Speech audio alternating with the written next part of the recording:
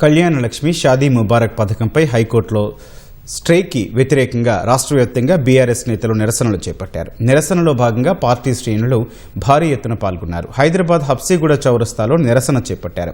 సికింద్రాబాద్ సీతాఫల్ మండి MLA camp కార్యాలయం నుంచి చిలకలగూడ గాంధీ విగ్రహం వరకు నిరసన ర్యాలీ నిర్వహించారు. కుత్బుల్లాపూర్లో బీఆర్ఎస్ నేతలు సర్కిల్ కార్యాలయం వద్ద భారీ ఎత్తున ధర్నా నిర్వహించారు. వికారాబాద్ జిల్లా పరిగి బస్టాండ్ ముందు కార్యకర్తలతో ఎమ్మెల్యే నిరసన తెలిపారు. పెద్దపల్లి జిల్లా రామగుండంలో బీఆర్ఎస్ పార్టీ నాయకులు గోదావరి ఖని చౌరస్తా నుంచి ఎంఆర్ఓ కార్యాలయం వరకు పెద్ద ఎత్తున బైక్ ర్యాలీ నిర్వహించారు. నిర్మల్ జిల్లా ఖానాపూర్లో రాస్తారోకో చేశారు. తానూరులో ప్లకార్డులు పట్టుకుని నినాదాలు చేస్తూ నిరసన వ్యక్తం చేశారు. సంగారెడ్డిలో కలెక్టర్ కార్యాలయం ఎదుట పెద్ద ఎత్తున నిరసన తెలిపారు. భద్రాద్రి కొత్తగూడెం జిల్లా ఇల్లందులో తహసీల్దార్కు వినతి పత్రం అందజేశారు. కొత్తగూడెం తహసీల్దార్ కార్యాలయం ఎదుట బీఆర్ఎస్ శ్రేణులు ధర్నా చేపట్టారు.